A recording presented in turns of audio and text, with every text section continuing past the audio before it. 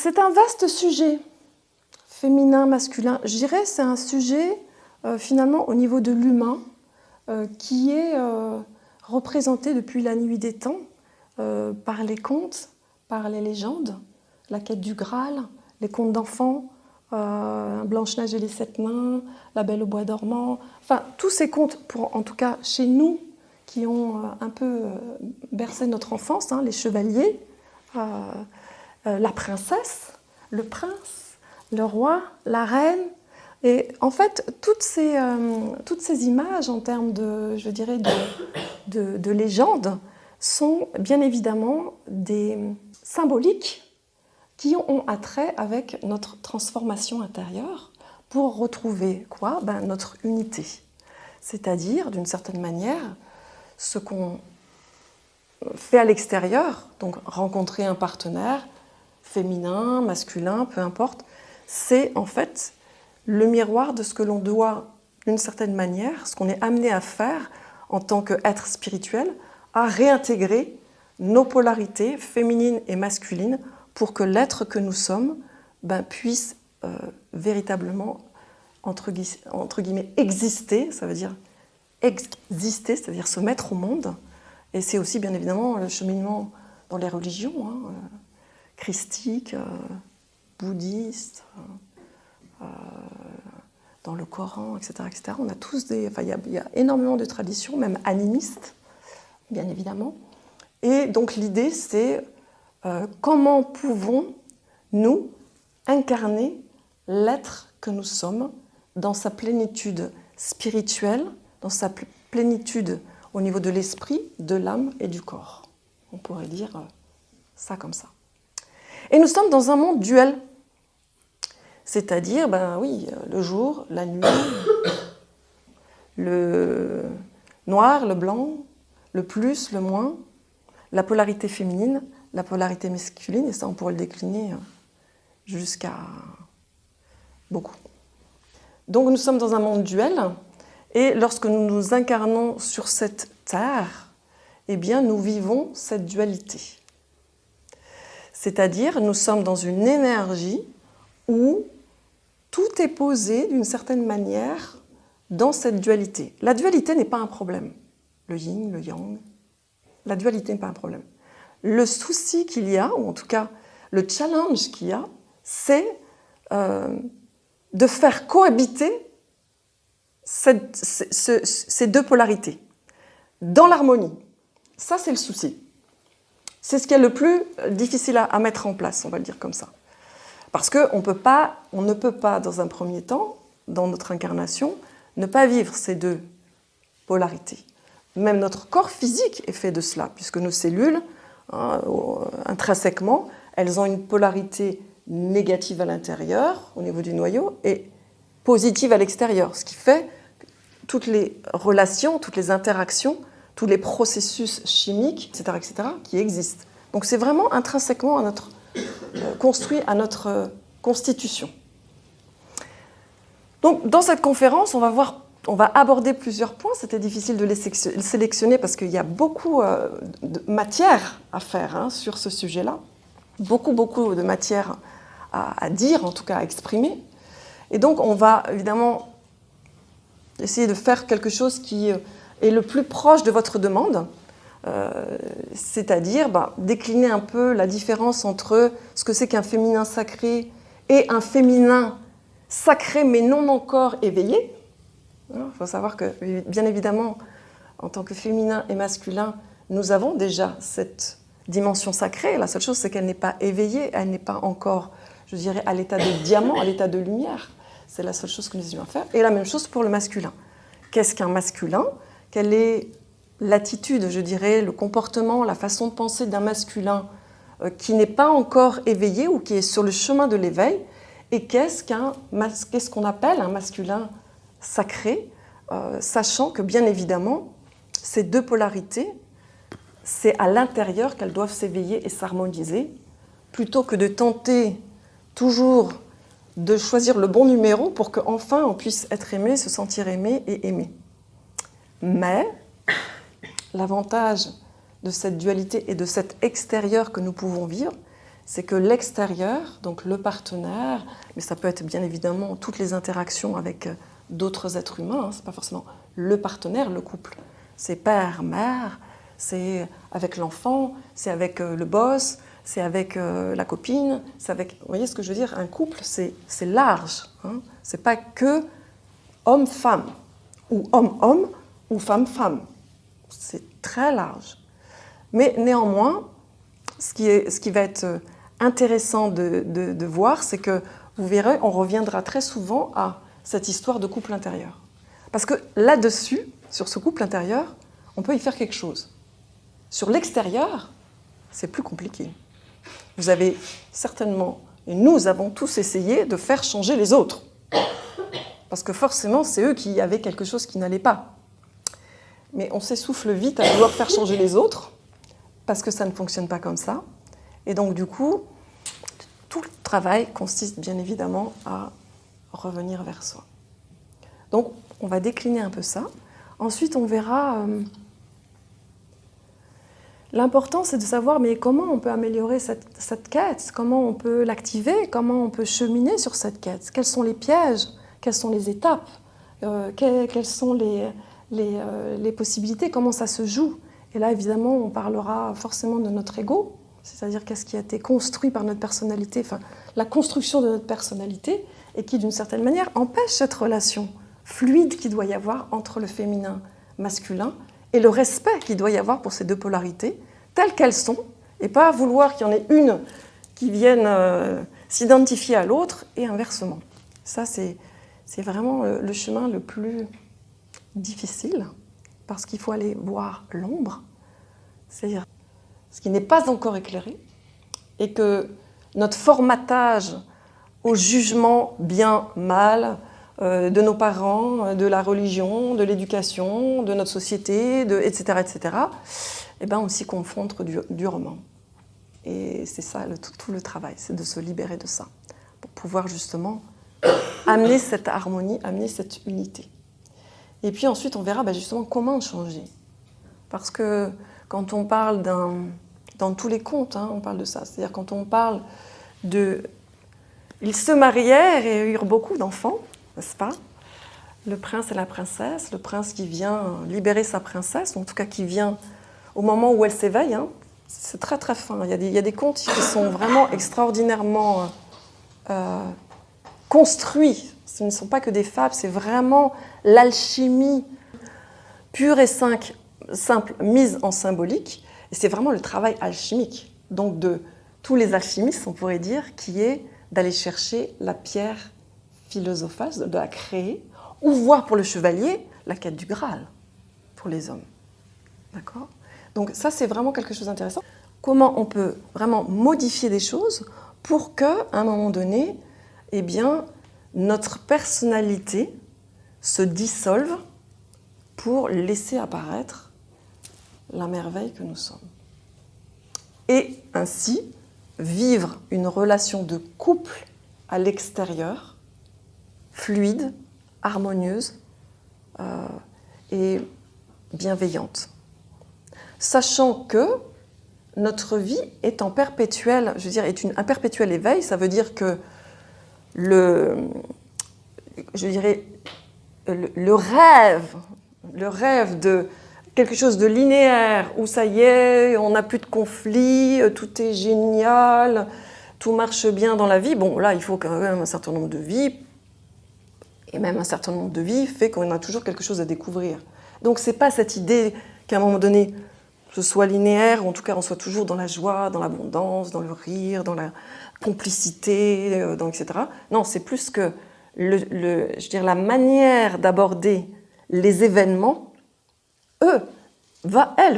cette manière-là va être complètement différente, c'est-à-dire qu'au lieu de se choquer, de se mettre en colère, de vouloir dominer l'autre, d'avoir un pouvoir sur l'autre, ou d'être en soumission, va complètement disparaître parce qu'on va savoir ce qui se joue et on va savoir comment réamener de l'harmonie dans ces histoires-là.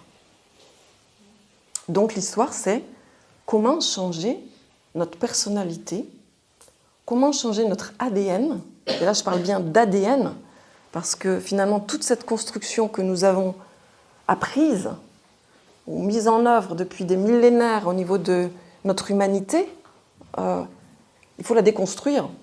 Waouh! Il y a quand même des moments d'inquiétude. Hein. Il y a quand même des sacrés moments d'inquiétude.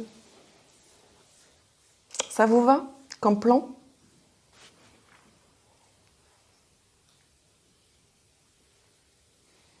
À votre avis,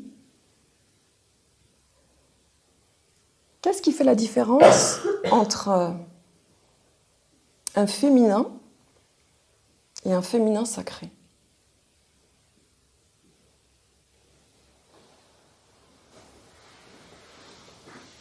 Le féminin, comme ça, le féminin, ça me fait penser au physique, et le féminin sacré, peut-être plus de l'ordre du symbolique. Ouais, ok. On pourrait dire que le féminin non encore éveillé, hein, donc là, cette partie féminine qui existe évidemment chez les hommes comme chez les femmes, hein, ce féminin-là, il garde un attrait sur le physique, hein, c'est-à-dire sa polarité, son regard, sa façon de fonctionner est encore englué par quelque chose qui est d'une densité lourde, on pourrait le dire comme ça, donc avec son ego, avec tout ce qu'on a dit tout à l'heure. Alors que le féminin sacré, effectivement, sa densité est beaucoup plus légère et elle est plus en reliance avec son âme et plus en reliance avec sa dimension spirituelle.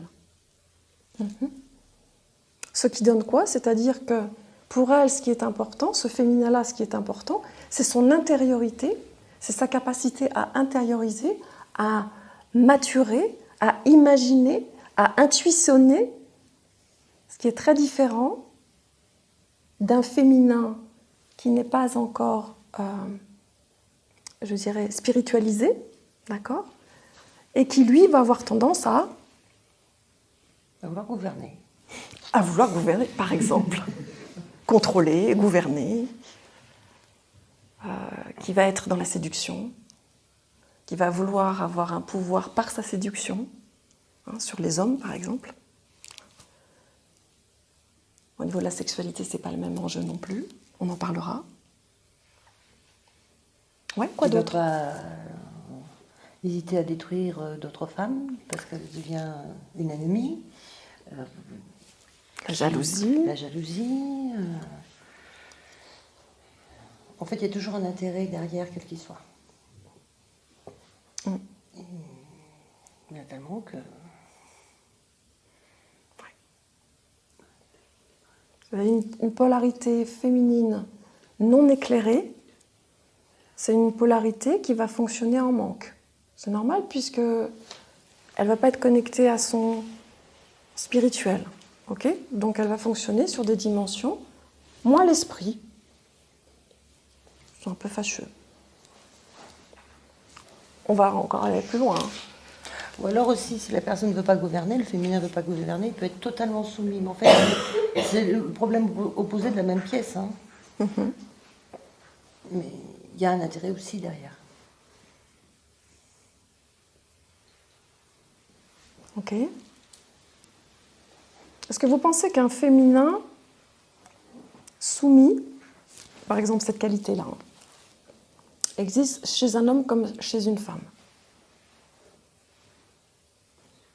Oui. On le voit aussi bien chez l'un que chez l'autre, bien évidemment. À votre avis, la soumission, elle prend sa source où? Comment on active cette manière d'être soumis, donc à quelque chose qui nous domine, on est d'accord? La peur d'être aimé, ouais, du rejet. Oui, bien sûr. La peur de ne pas être aimé, la peur d'être rejeté, la peur d'être abandonné, la peur d'être trahi, la peur de... Toutes les blessures communes à l'humanité, oui. Mais la principale, c'est, bien évidemment, la peur de ne pas être aimé. Et tout le reste découle. Et à votre avis, où prend sa source cette peur? Comment on peut avoir peur de ne pas être aimé? Les parents, je dirais. Oui, nous sommes nés dans un environnement qui, apparemment, n'a pas nourri une certaine partie de nous, qui fait que on n'a pas suffisamment d'estime et d'amour pour soi. C'est ok, ça? Ouais, mais c'est un peu bizarre parce qu'on a pratiquement tous cette peur-là. Donc, si c'était juste ça, il y aurait des personnes qui n'auraient pas peur, puisqu'ils auraient tout lu, j'imagine. Mhm. Je pense que c'est une histoire de cheminement. Mhm. Aussi. À un moment où on a plus peur. Et heureusement.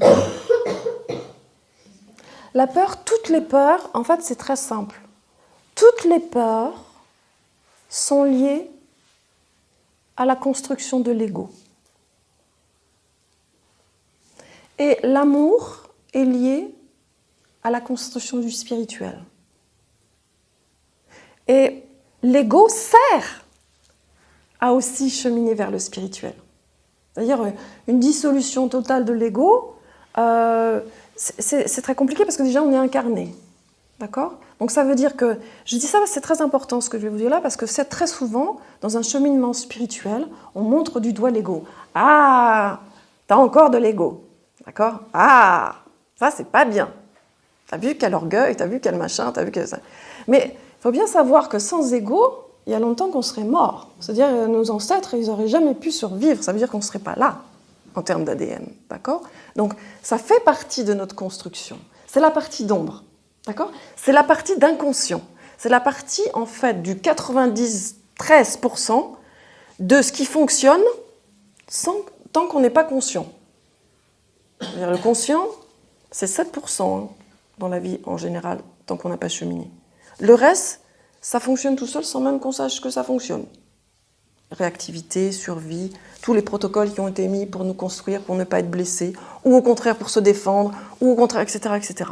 Donc vous voyez, il y a du chemin pour aller récupérer les 93% de conscience et de connaissance qui fait qu'ensuite, nous n'aurons plus peur. Parce que c'est ça le chemin. Le chemin, c'est quoi ? C'est acquérir de la conscience de soi. Tant qu'on ne se connaît pas, ça fonctionne tout seul. Hein. Le maître, ce qu'on dit un maître, qu'est-ce que c'est un maître ? C'est celui qui maîtrise. Qu'est-ce que c'est qui maîtrise ? La connaissance de soi. C'est ça. C'est-à-dire, c'est ça. Plus on se connaît, effectivement, moins il y a de peur. Est-ce que...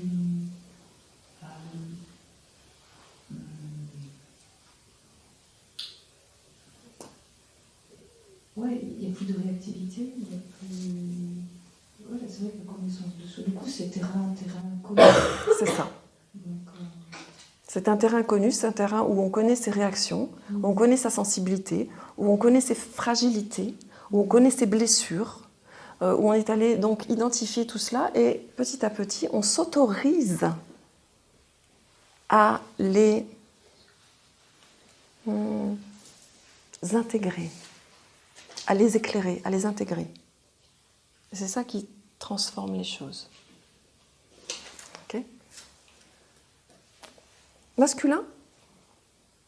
Quelle est la différence entre un masculin ? Il y a plein d'autres choses qu'on va décliner, mais masculin, quelle est la différence entre un masculin, une polarité masculine, qui peut être représentée par un homme, bien sûr, mais aussi chez les femmes, et un masculin sacré ?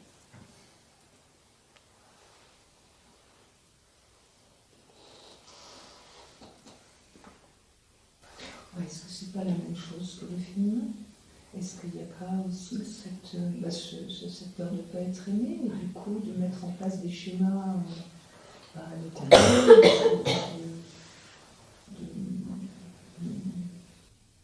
Ça, c'est sûr qu'au niveau de la source, ne pas être aimé, c'est clair que c'est la même source. Maintenant, quelle différence y a-t-il entre... Dans les actes, dans l'expression. Ouais. Quelle différence y a-t-il entre... C'est ça, ce masculin... Je dirais par rapport à un féminin, si on compare les deux, un féminin, il a bien une polarité particulière, qui est différente de la polarité masculine. Vous êtes d'accord ? C'est ça le souci d'ailleurs. C'est que les deux sont différentes et qu'on a du mal à faire cohabiter les deux, à mettre en relation les deux, hein, en communication les deux. Donc, quelle est cette différence ? Qu'est-ce que c'est un féminin ? Qu'est-ce que c'est un masculin ? Qu'est-ce que c'est un féminin sacré ? Qu'est-ce que c'est un masculin sacré ? C'est quoi cette différence ? Souvent, on n'arrive pas bien à situer. Gérer l'action, ne pas se faire l'action. Oui, il y a quelque chose qui est extérieur chez le masculin. Oui, exactement. Nathalie, elle disait peut-être moins, il n'y a plus d'ego dans le masculin sacré, peut-être. C'est pareil, il n'y a plus d'ego dans le masculin sacré, on est bien d'accord. En tout cas, il n'y a pas l'ego dans le sens de dominer et du pouvoir. Voilà, dominer, pouvoir. Féminin, séduction, c'est aussi dominer, pouvoir. Mais c'est pas par les mêmes outils, hein, c'est pas par les mêmes expressions. Et alors le féminin, à votre avis, justement, féminin, masculin, quelles sont les qualités du féminin et quelles sont les qualités du masculin? C'est quoi la différence? C'est ça qui est intéressant de savoir. Lequel? Au monde, pas le Au monde. Dans nos polarités, en fait. Comment on sait si c'est notre partie féminine qui s'active ou si c'est notre partie masculine qui s'active? C'est intéressant de savoir. Parce qu'après, on sait si on est plus par là ou plus cette polarité-là. Et donc, du coup, on peut tenter de rééquilibrer les choses. Je dirais que l'énergie masculine, elle est pour moi représentée plus ferme, beaucoup plus stable et beaucoup plus solide, que l'énergie féminine va être beaucoup plus fluide. Pour moi, l'énergie masculine est censée être comme un socle pour l'énergie féminine qui vient danser autour de ça. Mm-hmm. Ouais, c'est chouette comme représentation. Le masculin est plus dans la protection, dans l'action, et le féminin plus dans le cœur, je trouve. Mm-hmm. Plus, donc le féminin dans la séduction, et des trucs comme ça, et le masculin plus dans la protection, je vois comme ça. Ouais, l'action et la protection. Ouais. Alors, le féminin, on va le décliner sur plusieurs niveaux. Hein. Le féminin, la polarité féminine, de l'extérieur vers l'intérieur. La polarité masculine va de l'intérieur vers l'extérieur. D'accord ? Ça, c'est la première chose. C'est le mouvement. Hein, le mouvement. Là, le féminin intériorise les choses, les mature à l'intérieur. Ce qui ne veut pas dire que l'homme ne fait pas ça. L'homme, il a besoin de rentrer aussi dans sa caverne, parfois, quand il y a quelque chose qui ne va pas, donc il est capable d'intérioriser des choses. Il ne le fait pas tout à fait de la même manière. D'accord ? Le féminin, c'est effectivement cette polarité qui nous permet d'imaginer, d'intuitionner, d'être relié au spirituel, de capter des informations, on va dire. Donc c'est valable encore une fois chez les hommes comme chez les femmes, on est bien d'accord. Hein, qui est dans un mouvement de fluidité, effectivement, quelque chose qui est fluide à l'intérieur, qui est souvent plus connecté, je ne sais pas si on peut dire plus connecté au cœur, parce que là, le masculin est aussi connecté au cœur, mais d'une façon différente. Le féminin n'est pas forcément plus ou moins connecté au cœur que le masculin. C'est différent, parce qu'un homme qui protège, par exemple, il est connecté au cœur, c'est-à-dire qu'il y a quelque chose aussi de lui qui agit en tant qu'amour. Alors après, il y a amour, on va dire, sur un plan, je vais presque dire animal. Ce n'est bien animal, hein, ce que je suis en train de dire. Puis après, il y a amour sur un plan spirituel. Ce qui est différent. Mais la protection, c'est toujours une protection. Hein, c'est souvent ce qui manque d'ailleurs aux femmes qui sont harcelées, qui rencontrent soi-disant des hommes pervers narcissiques, qui sont des femmes soumises, etc. C'est-à-dire leur masculin est inexistant. Leur masculin, à elles, est inexistant. D'accord ? Elles n'ont pas laissé de place. C'est le féminin dans sa polarité de service à l'homme, mais finalement de servitude, hein, à l'homme, plus que de service, qui est présent. Ok. Masculin. Le féminin, c'est aussi une énergie qui cherche à rassembler les choses. C'est-à-dire à mettre en harmonie, à rassembler. Le masculin, c'est un peu différent. Le masculin, c'est plus l'action. Donc, je rejoins ce que tu dis. C'est effectivement quand ça joue dans nos deux polarités, c'est-à-dire très souvent, le féminin, il est dans le concept, la polarité féminine. C'est-à-dire, j'imagine que, je rêve que... Alors, pragmatique, par exemple, je ne sais pas, une femme, elle va dire oh, je verrais bien un intérieur comme ça, avec une peinture comme ça, avec un rideau là, avec machin, une étagère ci, machin, etc. Mais ce n'est pas elle qui va le faire, c'est l'homme qui va le faire. D'accord ? C'est la mise en pratique. C'est l'action. Ok ? Sauf si elle a développé ses capacités. C'est schématique, hein, ce que je dis. Elle peut avoir développé aussi cette capacité à mettre en action son concept. Donc, elle a mis en œuvre cette capacité concept, manifestation. Concept, manifestation. Rêve, manifestation. On est là dans les deux polarités. Tout ce qui se matérialise, c'est masculin.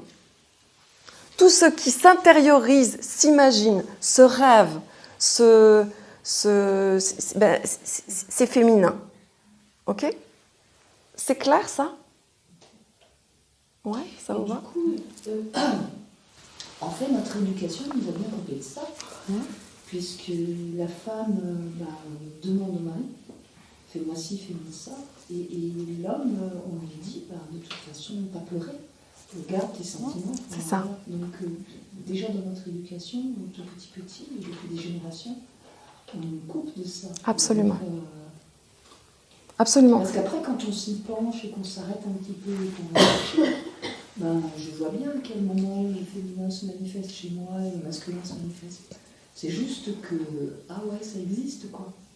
C'est ça. C'est quelque chose de construit. C'est quelque chose de construit, la séparation.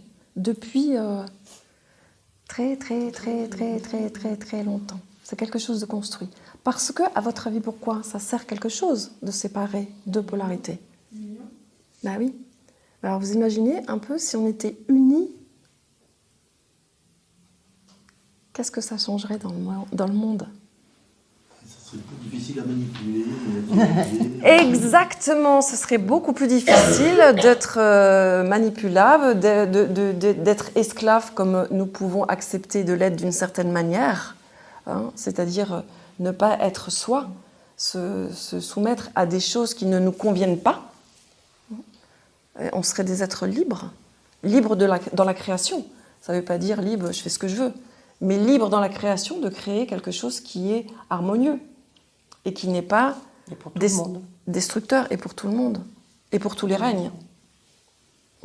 Donc effectivement, on a été construit dans ce sens-là, de vraiment mettre en séparation. Et ce qui se passe, c'est que dans nos vies de tous les jours, ça s'active sans même qu'on le veuille. C'est-à-dire qu'il y a des fois, on aimerait bien trouver des solutions pour qu'on n'est pas d'accord, il y a un conflit, il y a quelque chose qui émerge. Mais en fait, il y a des puissances en nous beaucoup plus importantes et qui veulent tirer leur épingle du jeu, quoi. Non, c'est moi qui ai raison, toi t'as tort, etc., etc. Donc on est sur des terrains de pouvoir, c'est-à-dire de rivalité.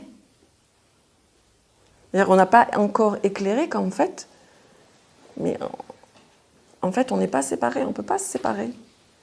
On n'a juste pas compris qu'on n'était pas séparés. Vous voyez le message ? On a juste compris ça, on n'a juste pas compris qu'on ne pouvait en aucune façon séparer nos deux polarités. Et en fait, on joue un jeu d'ennemis. C'est-à-dire l'autre, s'il me fait ressentir ça, attention, c'est un ennemi. L'ego, il arrive, protection. Et après, toutes les stratégies possibles et inimaginables que chacun a développées suivant son milieu, suivant ce qu'il a vu de ses parents aussi. Hein. On est très, très influencé petit par l'imitation du couple parental. Que les deux étaient là, qu'il y en ait un qui n'était pas là, etc., etc. Ça influence énormément notre manière de vivre notre couple intérieur, bien évidemment, et après de reproduire ou non le couple extérieur. Ça, c'est évident. Donc, ok, on a deux polarités en nous. Elles ont été savamment, entre guillemets, manipulées pour qu'elles ne puissent pas se mettre en relation de façon harmonieuse. C'est OK. Nous vivons tous cela avant l'éveil. OK ? Et les petits-enfants dans la cour de récréation, on le voit bien, ils le vivent. Parfaitement. C'est toujours la même chose. On n'a pas besoin d'être construit mentalement. D'abord la survie. Mon territoire, mon jouet, ma place, mon... On est bien d'accord. Il n'y a pas de... On est tous ensemble, on est tous unis, ouais, on va se régaler. Non, c'est un monde où il y a de la compétition, où c'est le meilleur, où je suis le meilleur, j'ai fait mieux que toi, j'ai machin... Et on est tous comme ça. Et on cherche ça. À être à la hauteur pour les hommes, par exemple. Est-ce que je suis à la hauteur ? Quand ils rencontrent une femme qui sont... Waouh, tu te dis, oh, waouh, cette femme-là, waouh. Mais est-ce que je vais être à la hauteur ? À la hauteur de quoi ? En fait. Mais parce qu'il y a un chevalier chez eux. Ils savent très bien qu'il y a une conquête. Ils savent très bien qu'il y a un chemin pour aller s'unir à la belle. La princesse, elle est endormie, hein. Lui, il n'est pas totalement réveillé, alors c'est compliqué. Et c'est le drame, parce que la princesse, elle est endormie. Et tant que la princesse est endormie, les hommes, ils ne peuvent rien faire. Vous voyez, par exemple, dans La Belle au bois dormant, le prince arrive au bout des 100 années de sommeil de la princesse. Il arrive juste à ce point-là, mais elle a dormi quand même pendant 100 ans. Hein. Vous voyez ce que je veux dire ? C'est génial. Et par exemple, dans Blanche-Neige et les 7 nains, le prince, il arrive après qu'elle ait été failli mourir 3 fois quand même dans l'histoire. Hein ? L'histoire d'abord de sa belle-mère là, qui veut la trucider, qui veut qu'on mange ses poumons et son foie. L'histoire après du corset, là, que hop, elle lui tire un grand coup, comme ça, elle a plus de souffle. C'est très symbolique aussi, hein, très symbolique. Plus de souffle, ok, donc plus d'âme. Le souffle, c'est l'âme. Ensuite, l'histoire du peigne. Allez, hop, peigne empoisonné, comment ça ? Je ne suis pas la plus belle ? L'ego. Et comment ça, miroir ? Oh, mon miroir. Dis-moi si je suis la plus belle. Mais comment ça, je ne suis pas la plus belle ? Waouh ! Furie, jalousie. Ego. Donc, les cheveux, c'est le deuxième aspect hein, dans lequel on doit travailler. Tout ce qui va être au niveau de l'esprit. Hein, les cheveux, l'esprit. Et puis, la pomme. Empoisonnée, là, cette fois-ci, raide morte. Hein. Enfin, presque.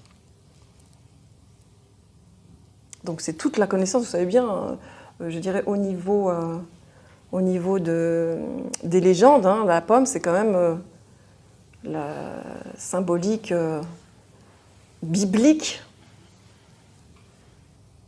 C'est la chute du paradis. Hein. On a croqué dans la pomme. Allez, on nous le représente.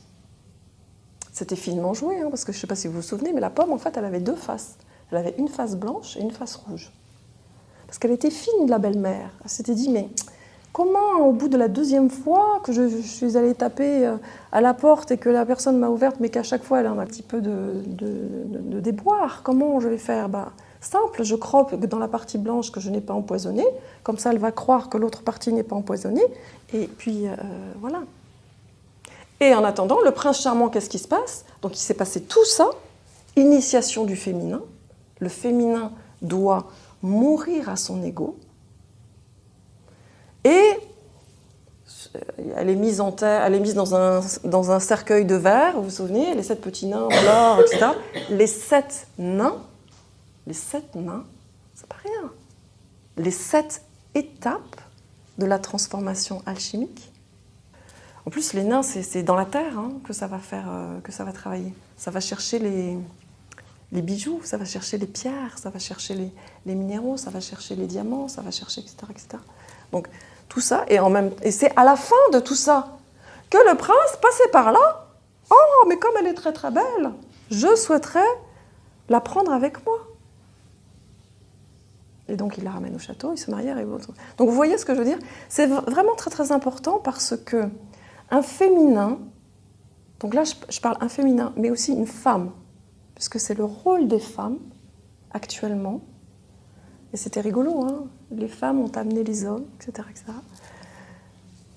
La femme doit faire son travail de mourir à son ego pour s'éveiller à son âme et à l'amour inconditionnel, pour qu'elle puisse guider l'homme vers son féminin et vers son masculin sacré, et qu'elle puisse à nouveau être nourrie, elle aussi, dans son féminin et son masculin sacré.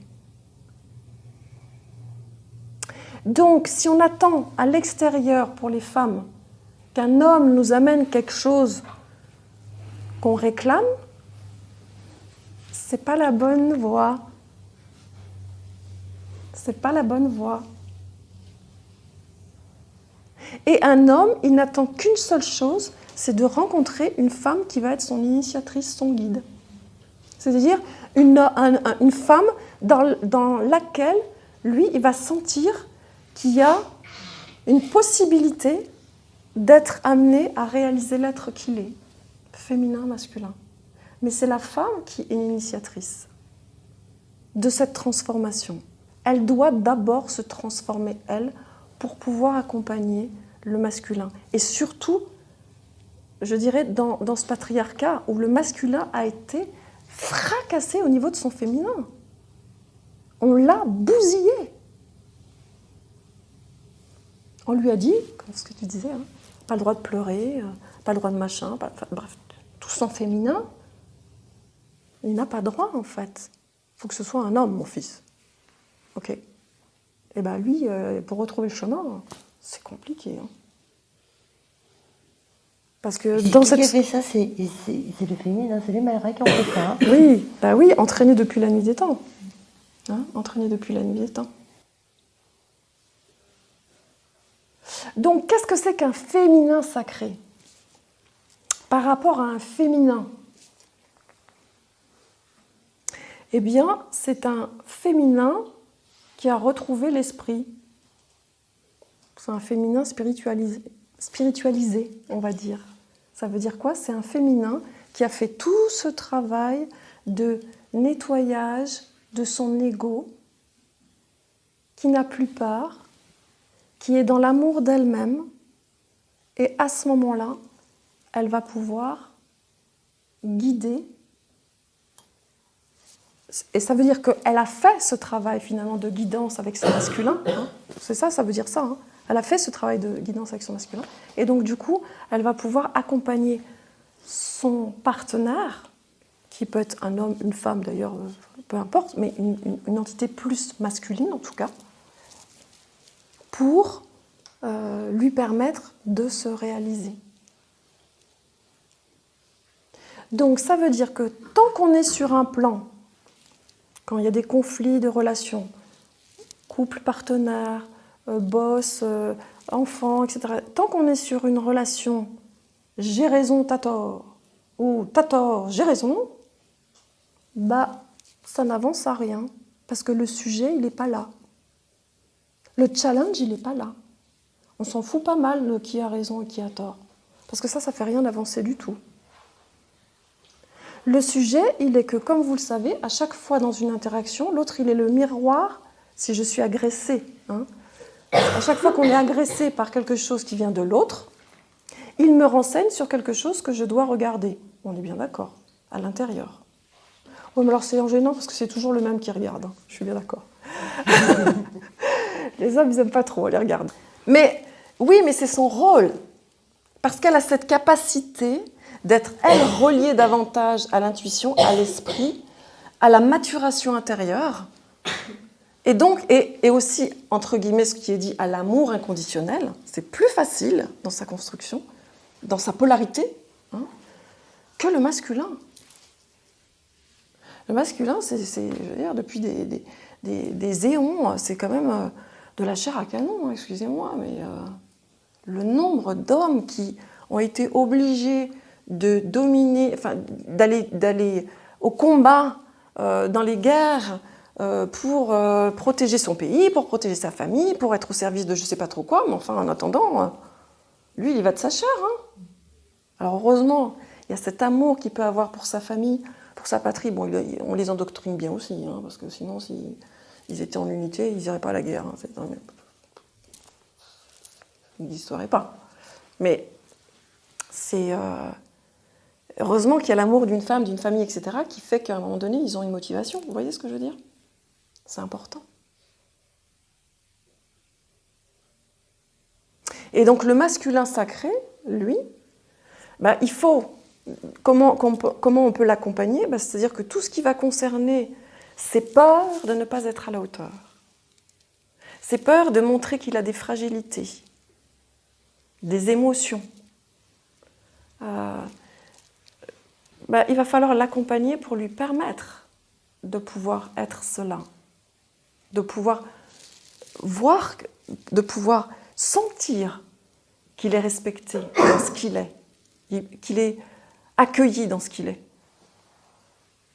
Mais il faut aussi qu'il ait une capacité de transformation. C'est-à-dire si vous êtes un couple, donc là je parlais féminin-masculin, homme-femme, si vous êtes un couple, que la femme fait cette démarche d'éveil, de transformation, de se remettre en question, de comprendre les schémas, etc., d'être de plus en plus compréhensive, etc., mais qu'elle a à côté d'elle un homme qui veut absolument pas bouger ni se transformer, qui veut rien entendre, qui est bloqué, rien n'est possible. Vous comprenez bien que rien n'est possible.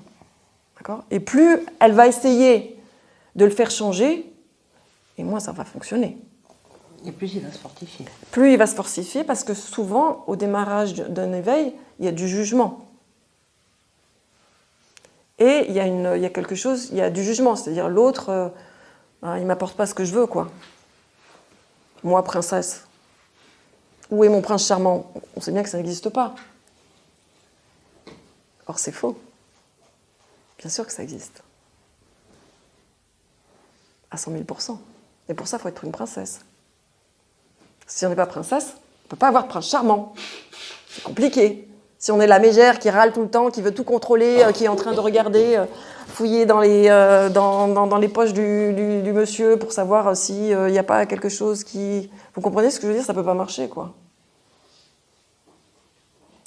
Un féminin sacré est dans l'ouverture du cœur. Il a réuni son féminin et son masculin. Ce qui veut dire qu'elle est prête à recevoir tout. Waouh. Recevoir, donner, vous êtes d'accord ? Pareil, même polarité. Donner, recevoir, donner, recevoir. Dans notre société, on sait beaucoup donner. Mais est-ce qu'on sait recevoir ? On a vachement de mal à recevoir. Pourquoi ? Parce que le recevoir est trié sur le volet par le jugement de comment ça doit être. Waouh ! Je veux bien recevoir, mais alors il faut que ce soit comme ça, comme ça, comme ça, comme ça, comme ça. Sinon, je ne peux pas recevoir. C'est la même chose pour nous. Hein. On ne se reçoit pas, c'est ça notre grand drame. En tant qu'être sacré, en tant qu'être unifié que nous sommes déjà, nous ne nous recevons pas.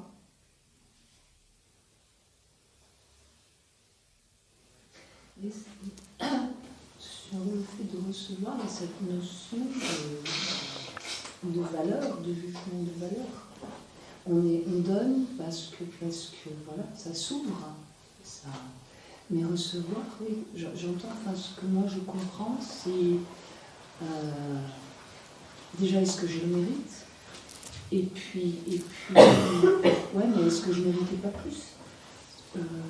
Oui, puis quand même, si j'avais... Enfin, là, il y a l'ego qui rentre. C'est ça. Et dans cette espèce de... Ouais, mais quelque part, est-ce que j'ai été à la hauteur ? Parce que tu parles, pour l'homme, est-ce qu'il est à la hauteur ?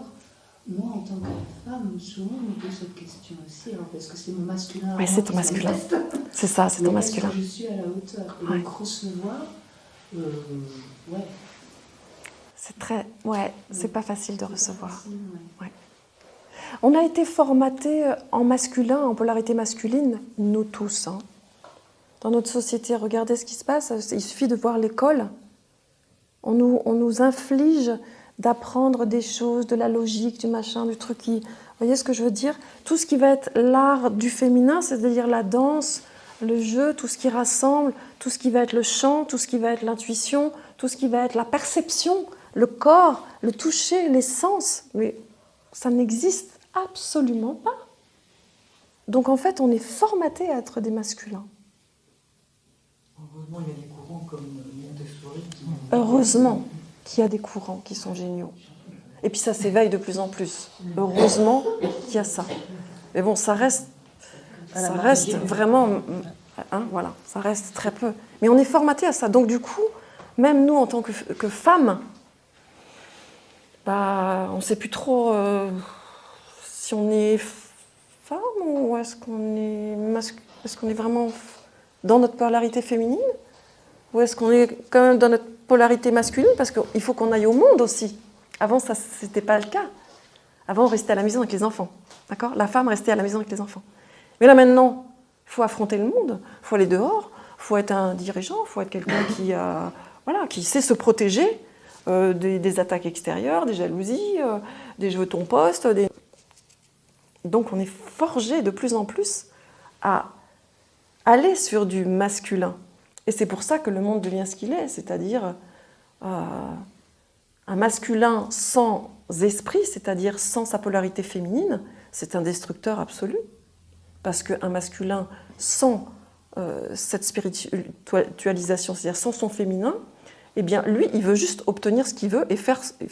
Il n'a aucune conscience des effets de ses actions, vous comprenez ? Puisque c'est extérieur.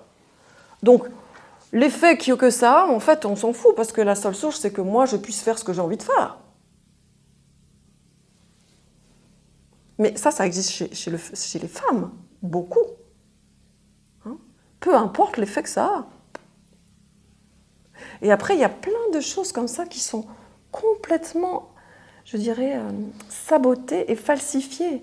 C'est-à-dire que si, par exemple, un homme ose montrer ses sentiments ou ose montrer son cœur, c'est-à-dire parfois, peut-être il peut être touché par quelque chose, ou c'est difficile, et si jamais il pleure, mais mon Dieu, la femme elle va dire, mais mon Dieu, j'en veux pas de celui-là, il est trop faible. Vous voyez ce que je veux dire ? Il y a des espèces de choses comme ça qui sont complètement erronées. Qui sont complètement erronées. C'est-à-dire on n'autorise pas, la femme n'autorise pas à l'homme aussi d'être dans son féminin, la plupart du temps. Parce qu'elle se sent plus protégée. Vous voyez ce que je veux dire, ce qui se joue ? C'est dingue. Je suis pas d'accord. Ouais. Sur ce point-là, je ne vois pas, dans mon entourage féminin, sincèrement, les hommes qui pleurent, j'ai envie de dire, au contraire, on voit plus la sensibilité qu'autre chose. Ouais, mais c'est génial. Au contraire, parce qu'il y a une ouverture. C'est pas du tout une faiblesse. Parce qu'au contraire, c'est un ressenti. Mais bien sûr. On ressent les choses, ça touche son cœur, c'est bien. Ouais. J'ai pas envie d'être avec une statue, j'ai envie de dire. Parfois, faire la guerre, on n'est pas dans ça. Donc, c'est ce qu'il faudrait pouvoir que toutes les femmes accueillent. Mais ce n'est pas le cas de toutes les femmes. Moi, c'est quelque chose qui me déstabiliserait beaucoup. Tu vois ? Voilà, par exemple. Ça me mettrait en insécurité totale. Voilà. Parce que c'est des traditions différentes, parce qu'on n'est pas construit de la même manière. Tu vois ? Ça me ferait super bizarre. En tout cas, même avec les femmes qui m'entourent, enfin, on a cette vision-là qui est... Eh bien, c'est super. De même qu'un homme doit accepter aussi qu'une femme développe sa propre protection. Mais alors, à quoi il sert ? S'il ne peut pas protéger, qu'est-ce qu'il lui reste comme champ ? Mais on peut faire les deux. Voilà. Parce que moi, personnellement, je suis une personne depuis quelques années qui dit justement mes sentiments, et dans le monde du travail, par exemple. En fait, ce que je m'aperçois, c'est que par rapport aux femmes, il n'y a pas de souci là-dessus. Par contre, les hommes, ils ont une peur abominable de ça. En fait, quand on commence à leur parler des sentiments et tout, s'ils se... C'est exactement et ça. Et ils savent plus, ils n'arrivent plus à C'est gérer. ça. Et voilà. Ouais. Après, moi, je sais donc, je pense que je sais être dans les sentiments et tout.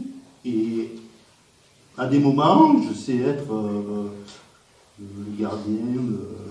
Voilà. Donc, je sais pas comment. Bah oui, comment tu ça, as... mais j'ai pas l'impression que je sois. Enfin, je suis les deux, mais. Parce que c'est un équilibre Ouais. entre les deux, Ah. en fait, que les deux ont été acceptés. Alors qu'il y sans a jugement. quelques années de ça, donc j'étais que l'homme, parce que j'ai Voilà. eu une éducation d'un père qui avait eu une éducation très Bah oui. machiste. Et du coup, je me suis coupé du côté féminin pendant 30-40 ans de ma vie. Mhm. Mais je voyais que c'était vraiment des choses qui me touchaient. Ben, je tournais les yeux, je ne voulais pas les voir. Quoi. Mhm. C'est ça. Et donc j'ai quand même coupé. Et quand je me suis ouvert à ça, du coup, bon, pour moi ça a été beaucoup plus calme, enfin j'étais beaucoup mieux. Mais par rapport aux relations avec les femmes, ça n'a pas changé. Quoi. Et seule la peur des hommes, surtout dans le travail, quand on commence à parler de sentiments dans le travail. Ouais. Ben oui, il y a quelque chose qui est un peu tabou, hein, encore pour beaucoup d'hommes. Et s'ils n'ont pas une femme qui leur permet d'être dans leur féminin, c'est compliqué. Et l'inverse aussi. Hein. D'une femme. Un féminin, c'est pas forcément une femme, mais un féminin. Ça peut être un homme, hein. Un homme avec lequel, lui aussi, on peut parler des émotions, etc. Ça peut être tout à fait... mais les émotions, c'est plus attribué au féminin. Au féminin, mais Tu vois obligatoirement aux femmes. Et pas forcément aux femmes, bien évidemment que non. Bien évidemment que non. Ok. Mhm.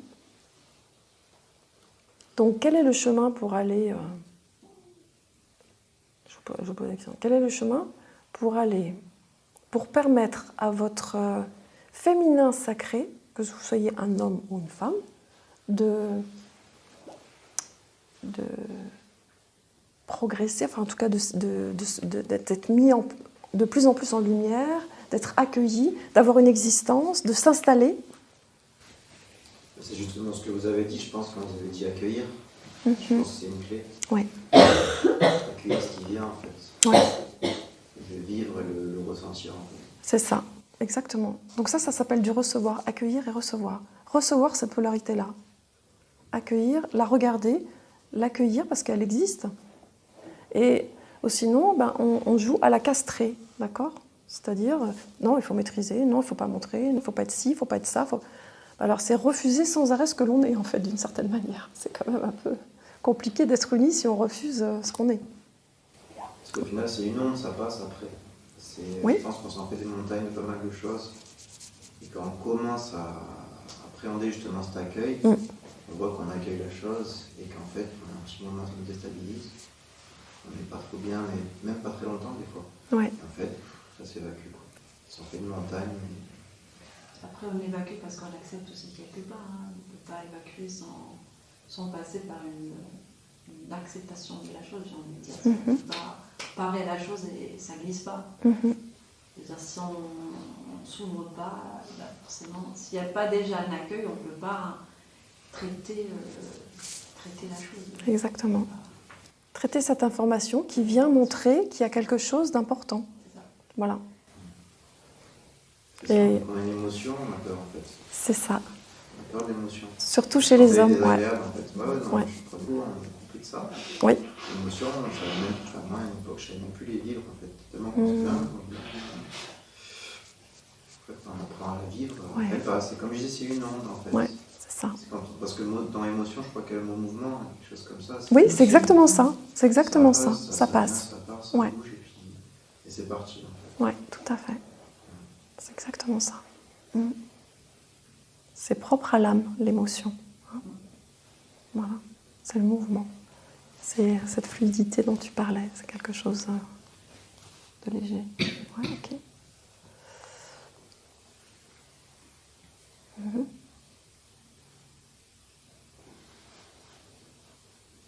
D'accord. Est-ce que tout ce qu'on a exprimé là ça éclaire sur est-ce que vous avez une polarité plus masculine, plus féminine? Qu'est-ce que vous pouvez amener pour qu'il y ait quelque chose qui se transforme encore plus dans l'accueil de ces deux polarités qui sont de toute façon qui sont? Il faut juste les accueillir et ne pas les juger, c'est ça qui est intéressant. Et comment mourir aussi à cette partie de contrôle, d'ego, hein, qui, lui, prend toujours son glaive pour séparer. Un ego, ça sépare. D'accord ? C'est la base. Un ego, ça fait qu'on ressent de la peur et qu'on a envie de fuir ou alors de se séparer. Hein ? Et on se sépare d'ailleurs à l'intérieur. C'est pour ça qu'on se sent très mal ou qu'on se sent coupable. Coupable, ça veut dire qu'on est coupé. Donc on s'est séparé de quelque chose. Alors pourquoi on se sépare ? Le jugement. Et le jugement, il vient d'où ? Des parents, de l'école, de la religion. Et c'est ça qu'il faut regarder, mais juste éclairer. Alors parfois, ça fait très mal. Hein. Des fois, ça fait très mal. C'est très blessant, ce chemin. C'est pas un chemin cool, hein, pour laisser émerger le féminin, le masculin sacré et l'union, et permettre l'union. C'est un chemin de mort initiatique. C'est-à-dire de perte d'illusion. Et ça, c'est pas simple. Parce que se rendre compte qu'on était dans une illusion, c'est-à-dire on se croyait ça, ou on croyait que c'était comme ça, et en fait, on se rend compte que waouh, mais pas du tout. Et c'est un chemin aussi, pardon, où l'ego peut se dire, mais si je vais vers là, je vais perdre mon conjoint, ma conjointe, parce que je vais changer, je vais dans un endroit que je ne sais pas, je vais tellement changer que je ne vais plus en vouloir alors que je l'aime. Mais c'est une illusion totale, ça ne marche pas comme ça. En fait, l'ego va tout faire pour ne pas y aller aussi. Bien sûr. En nous faisant croire ce genre de choses. J'ai tellement changé que soit il ou elle va me quitter, soit c'est moi qui vais partir. Alors que je ne veux pas ça.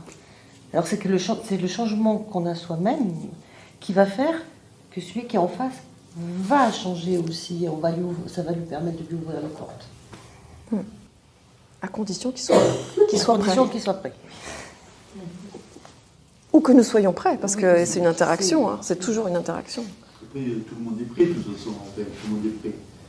Pourquoi un homme ne serait pas prêt ? C'est pas une question d'homme, c'est juste une question d'individu, tu vois. Il y a des individus qui sont prêts à vraiment aller faire ce chemin de l'éveil, donc ça veut dire à se remettre en question, à regarder, à perdre ses illusions, à mourir à des choses. Et là, tout le monde n'est pas prêt. Je dirais, c'est un but de la vie, ça, d'aller jusqu'à se rapprocher de la lumière. Donc toute personne, au départ, a ce besoin. Ce potentiel. Après, c'est juste les blocages qui font que les personnes n'y arrivent pas. Et puis, c'est pas une fonction de vouloir ou de ne pas vouloir, parce que tout le monde va vouloir, et certains vont pouvoir, et d'autres ne vont pas pouvoir. Et d'autres ne voudront pas, et d'autres vont même perdre cette vision de la lumière. Ouais. Ça n'existera plus. Le vouloir Tu parles comme un homme qui est déjà un être spirituel, qui a déjà connecté l'esprit, tu comprends ? Mais il y a des hommes ou des femmes, attention, je ne parle pas que des hommes, il y a des hommes ou des femmes qui n'ont pas encore cette connexion. Et pour eux, la vie, c'est la matière, c'est avoir des biens, c'est avoir des enfants, c'est vivre au quotidien, mais l'histoire de connecter la lumière, de faire un travail sur soi, à moins qu'il soit vraiment, à un moment donné, malade, qu'il passe à travers la mort, tu vois, et à ce moment-là, ça se dit, il y a peut-être quelque chose qu'il faut que je comprenne. Mais ce n'est pas tout le monde. Ce n'est pas tout le monde. Ils ne voient pas, ou parce qu'ils ont des masques devant qui les empêchent de voir. Tu sais, il y a l'éducation, il y a le milieu, mais il y a la maturité de l'âme. Nous n'avons pas la même maturité d'âme, tu vois. Il y a des cycles que nous avons faits, et il y a certaines personnes qui sont en fin de cycle, et donc là, du coup, effectivement, l'attrait de la lumière est beaucoup plus important, l'attrait de l'unité est beaucoup plus important, l'attrait de l'harmonie intérieure, et puis pour eux, ça veut dire quelque chose. Mais il y a des personnes qui sont des jeunes âmes, tu leur parles de ça, et là, elles disent, mais du coup, pardon ? Complètement allumé, hein, ça va pas du tout, là. Faut revenir sur Terre, hein. La Terre, c'est ici, puis après, il n'y a rien. Donc, on est bien d'accord que... Voilà. Donc, tu vois, ça dépend vraiment. des fois, et parfois, ça peut aussi être à l'origine de blessures d'âme, c'est-à-dire que ça peut être des âmes qui ont été très élevées en termes spirituels sur d'autres vies, mais qui à un moment donné ont été extrêmement déçus parce qu'ils ont été trahis par, je sais pas, un guide peut-être spirituel, où il s'est passé des choses, une trahison. Je pense par exemple, tu vois, aux Templiers par exemple. Tu vois, moi j'ai reçu des hommes qui avaient été, enfin notamment un Templier. La trahison de l'Église et du roi de l'époque, alors qu'il servait, le Christ qui servait vraiment quelque chose de sacré, fait mais c'était un blocage complet pour retourner à la spiritualité, quoi. Mais ça n'existe pas. Et je ne veux pas en entendre parler en plus. Mais oui, lui, et puis il s'en souvient même pas, puisqu'il est dans cette vie-là maintenant. Voilà. Dans la vie qu'il a vécue, enfin, moi je ne connais pas cet homme, la trahison spirituelle, elle a été d'une douleur physique vécue, d'une intensité abominable. C'est ça. Donc. Parce que c'est ce qui génère après des pertes d'âme, ce qu'on appelle des pertes d'âme. En chamanisme, on est très connaissant de ça, hein, dans les pratiques holistiques, c'est-à-dire où il n'y a pas que le physique, mais qu'il y a le physique, l'âme et l'esprit.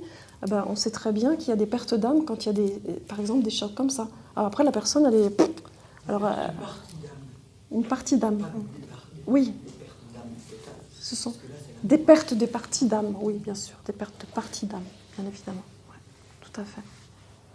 Donc ça, c'est un autre débat. Mais tu vois, c'est pas pour tout le monde. On est au niveau de l'humanité. Quand tu regardes tous les peuples de l'humanité, waouh, on n'est pas tous sur le même besoin. Tu vois, nous, on est à peu près en sécurité aussi au niveau de nos maisons, au niveau où on a à manger, etc. Tu vas en Afrique ou en Inde, où ils sont vraiment en survie de base, je veux dire, la lumière, bof, quoi. C'est pas le sujet. Hein. C'est des guerres intestines d'abord, puis c'est toutes les atrocités que qu'on a vécues. Hein. Je veux dire, on a des cycles. Nous, on commence à sortir là en Occident de ça, mais il y a encore des peuples qui sont encore sur les guerres intestines, les guerres religieuses, où là, il n'y a absolument pas de place pour l'éveil spirituel en tant que tel. Il y a un service au spirituel, à la religion, on va dire, mais il y a la survie de base, quoi. J'ai pas à manger, j'ai pas à boire. L'autre, il en a, je vais le tuer pour obtenir ce que je veux, quoi. Ne me posez pas la question. C'est pas... Donc, dans notre humanité là actuelle, on n'est vraiment pas tous dans le même éveil et dans le même besoin. C'est très très différent. Ouais.